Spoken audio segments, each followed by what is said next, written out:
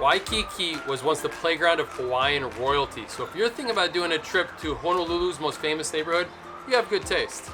Now let us help you with what you need to know before you book that beachfront hotel. Or maybe you don't need a beachfront hotel. And watch those fees. Hi, I'm Jordan. And I'm Erica. And this is the Hawaii Vacation Guide. Number 1, the fees. Beware of the resort fees and the parking fees. So these fees are generally not part of your quoted room rate. And they can be a bit of a surprise because they are hefty, especially in Waikiki. Number 1 is the parking fees. These can be $30 to $50 per night if you have a rental car.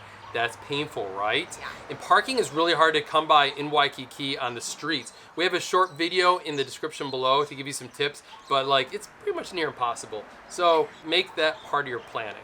And then you might also have a resort fee. So these can range about $35 to $45 a night. Not every resort has them, but this covers things like the Wi-Fi and some other things like hula classes or lei making or things that they're doing in the hotel to charge you these fees. So you can take advantage of them to justify that resort fee, but some hotels don't even offer those services too. So understand what you're paying for. Yeah. And maybe try to find a resort that doesn't have resort fees. They're out there. Or just know what you're getting into when you sign up for it. Number 2, the size and the vibe of Waikiki. Can't understand where you're going, right? Waikiki is amazing because half of all tourist dollars in the state are spent in Waikiki, which is insane because it's 2.5 miles by 3 blocks deep. It is a small area, but everybody goes here. Over half the visitors to Hawaii go to Waikiki, and they also call it the Manhattan of the Pacific because you have skyscrapers. It might not be the tropical vacation you're looking for. The greater island of Oahu does have beautiful tropical areas, but Waikiki itself is kind of steel and concrete. You got some green areas, especially by the Royal Hawaiian, but just kind of know what to expect. And because of that, it is a city, it is lively, it is fun. That's why a lot of people go here. You got great live music pouring out of all the restaurants and hotels. Lots of great places to eat, lots of shopping, and it's a very fun, lively atmosphere. But also too, you can walk the beach quietly in the morning. You can have a nice sunset dinner. You can get a little bit of everything there. That's why it's so popular. And it is a beautiful beach.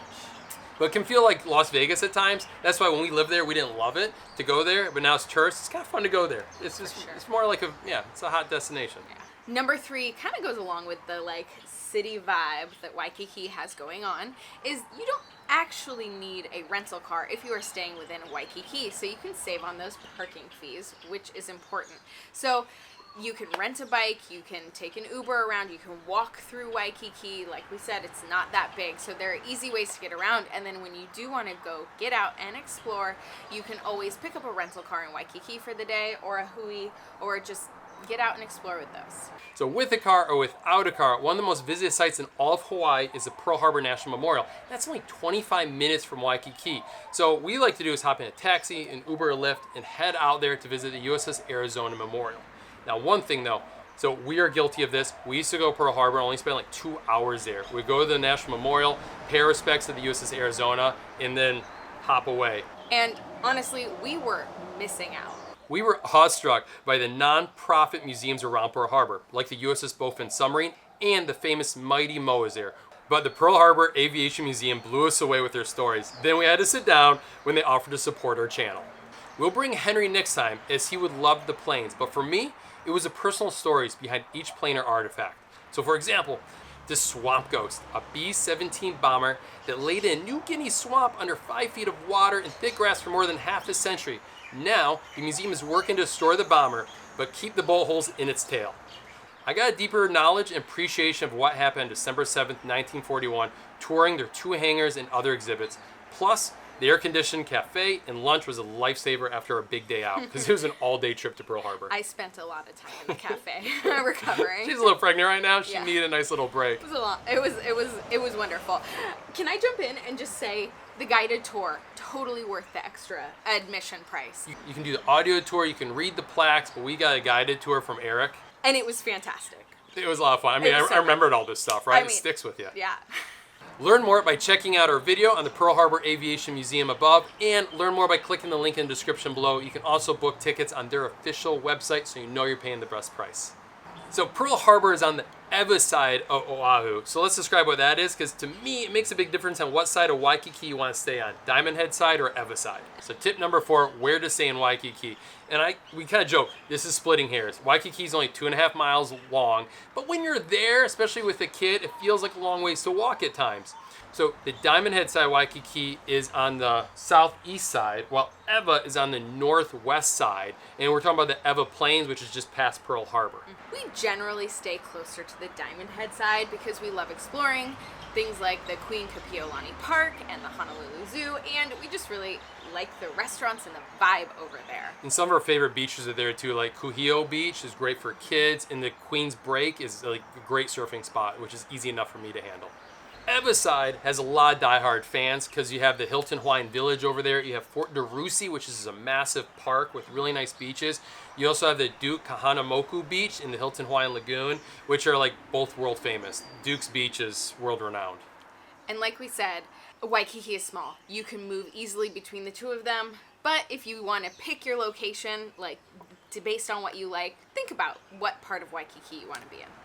Number 5, to beach hotel or to not beach hotel. We know this is a big one because people search this term a lot.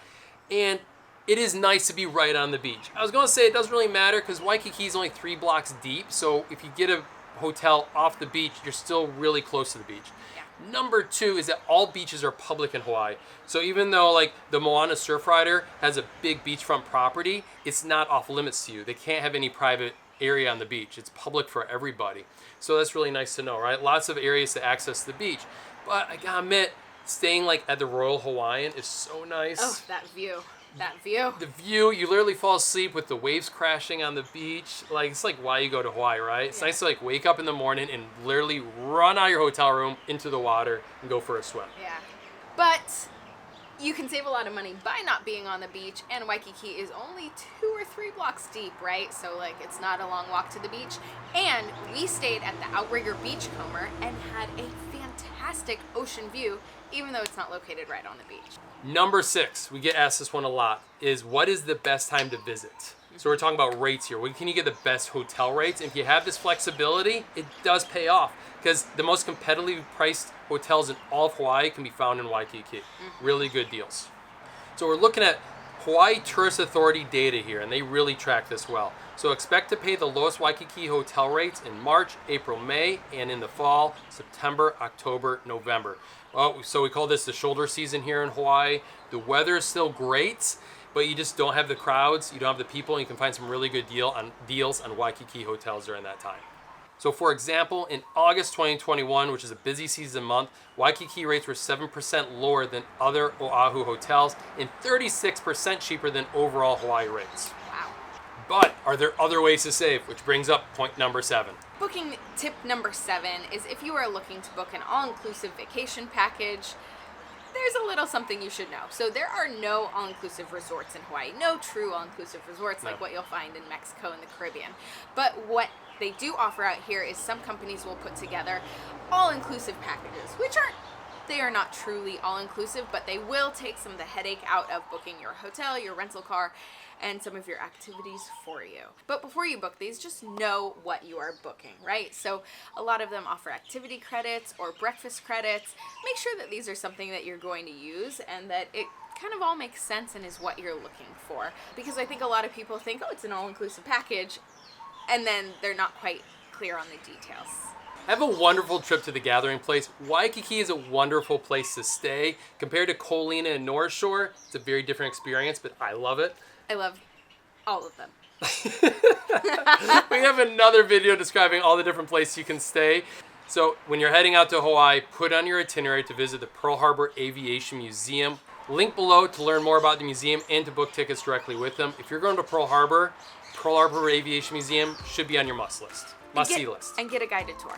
Seriously. Get the guided tour. Get the guided tour. Thanks so much for watching. Thank you.